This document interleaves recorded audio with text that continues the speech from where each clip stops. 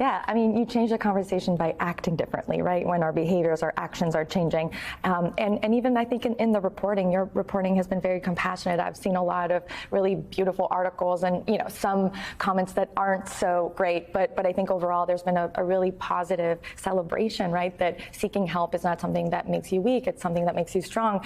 We rarely see politicians do this. We rarely see male political leaders do this, or even male celebrities, right? Men of influence. And as your reporting, shows, men are just as likely to have mental health issues. They're just as likely to have depression, but they're far more likely to, less likely to be seeking treatment for them.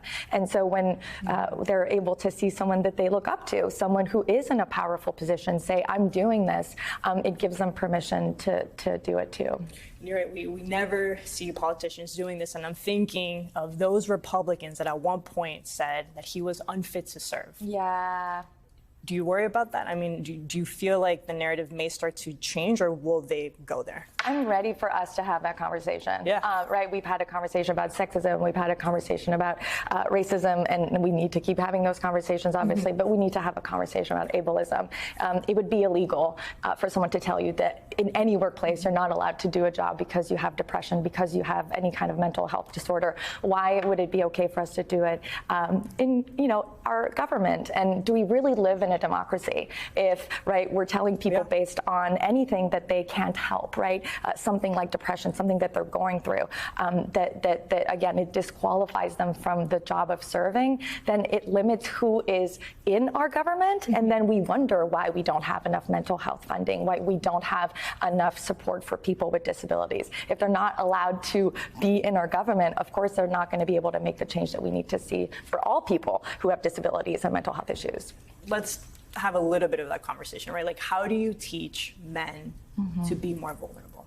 Right? If you're having a conversation, and you do this all the time in your podcast, how do you teach them to be more vulnerable? I think that you model it, right? If you share something with someone, they're going to be more likely to share something with you too. And the way that I talk about masculinity is that it's kind of like, or just mental health in general, it's a Swiss Army knife, right? Our emotions, there's a lot of different variations that we're feeling. And it's not about telling men you can't be angry or you can't act a certain way. It's about kind of saying, well, let's name all of the other emotions, all of the other things that you might be feeling, and helping people actually like label what those things are.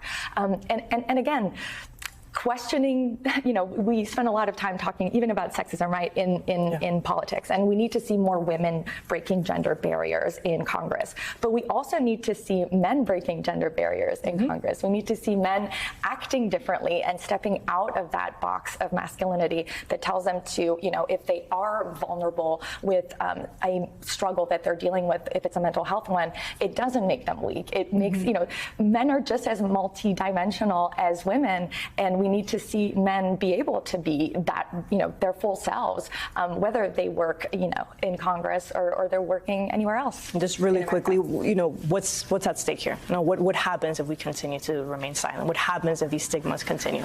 Well, we're in the midst of a global health crisis when it comes to men and boys and depression, and particularly suicide, right? So when you don't seek treatment for something like depression, for something, for any kind of mental health disorder, you're increasing the chance that someone will, that something bad is going to happen. And so we know that men only make up 49% of the population, but they make up 80% of suicides. So this seeking treatment is a core part of this conversation.